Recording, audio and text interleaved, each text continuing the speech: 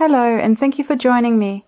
I would like to share some thoughts and insights with you that I've had over the last couple of days. I wrote an article and I would like to read that out for you now. It's called The Next Step in Our Collective Evolution, Inviting the Divine Masculine. Just to be clear before I launch, when I talk about masculine and feminine, it actually isn't gender specific. All humans have both sides within them, and there are many men out there who embody the divine feminine beautifully, and women who live in the adolescent male consciousness.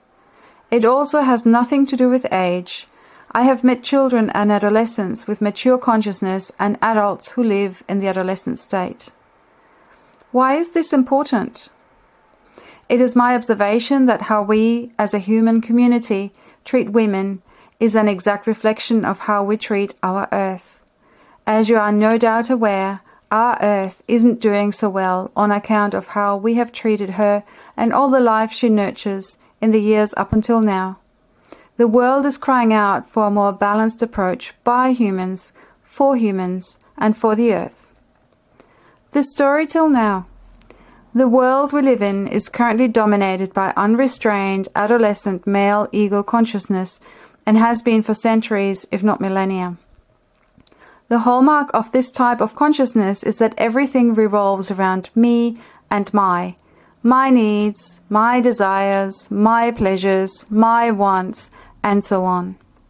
This is the consciousness of getting what I want, regardless of the price my body or someone else or something else has to pay, of doing something because I can and I want to, regardless of consequences for the world, of exerting power for its own sake, of not being accountable because I have the upper hand.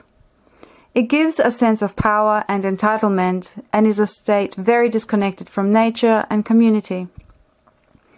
It is a state of dominance and of taking. It is a state of denying the unpleasant aspects of life, and will generally have a pill for every ill. It is a state of them and us, of separation, so I can feel better than and get that ego boost. Power is exerted externally and enforced. It is also ultimately very lonely and very hollow. It is the state of being in constant fear, of being superseded by somebody else, fear of being found wanting, fear of not being lovable, let alone loved.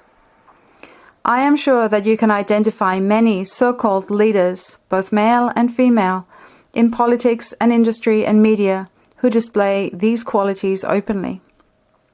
In this state, feminine qualities and women are disparaged and discounted, as is our home in the universe, Mother Earth.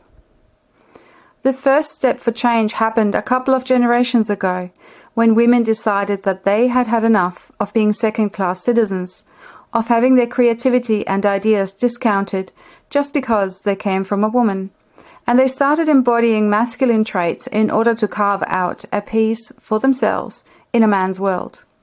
Margaret Thatcher springs to mind. I doubt she would have made it to the top without being as tough as nails. Personally, I am deeply grateful to our mothers and grandmothers for walking this path because they paved the way for what is to come next. Thanks to these women in our Western society, it is now normal, although in some Western countries like Australia, it's still not overly common, to see women in positions of power and leadership. The following step was to start embodying the qualities of the divine feminine.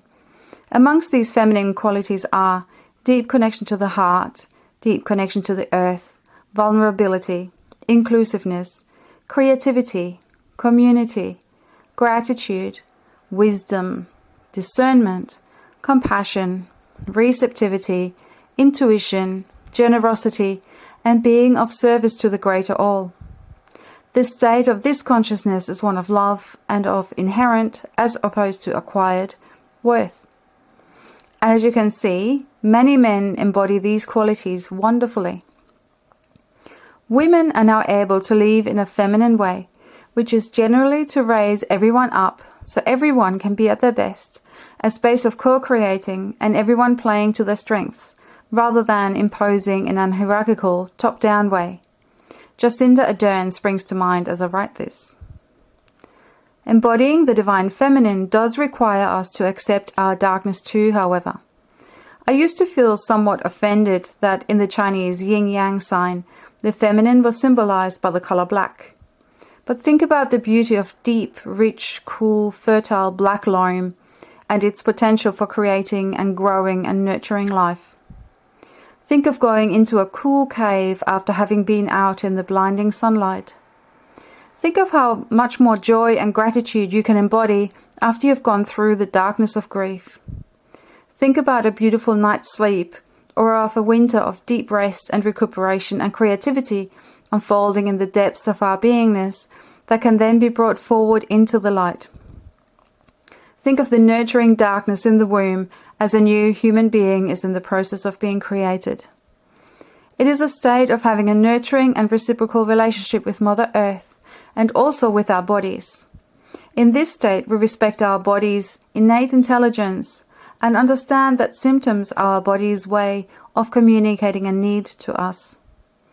The more we can be comfortable with and or accept the darkness that we all have in our natures and the dark times that we all have to go through by virtue of having a human being experience on planet Earth, the less we resist it, the more whole and complete and compassionate we can be as human beings.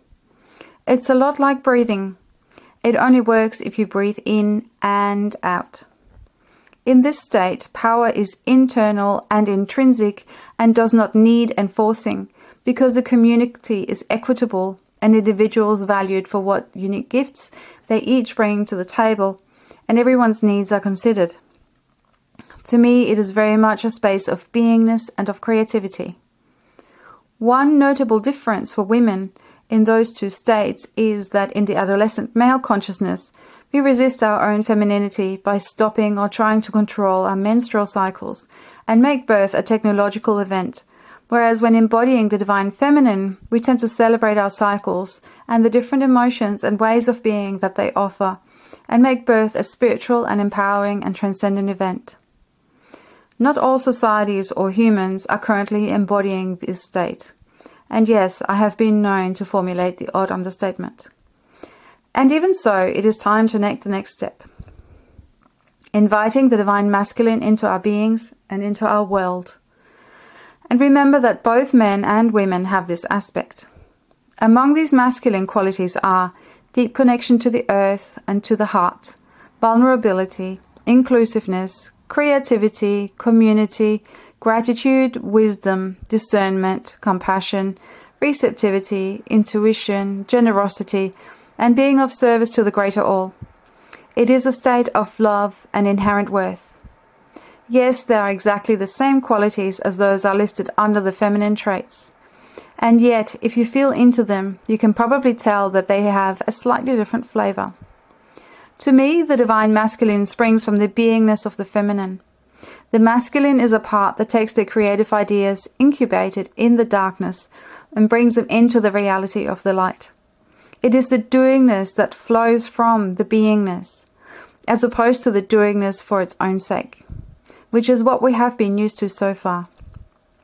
The Divine Masculine protects the Divine Feminine, knowing that the two are dancing together in life, and that anything that destroys the feminine ultimately is going to destroy the masculine too.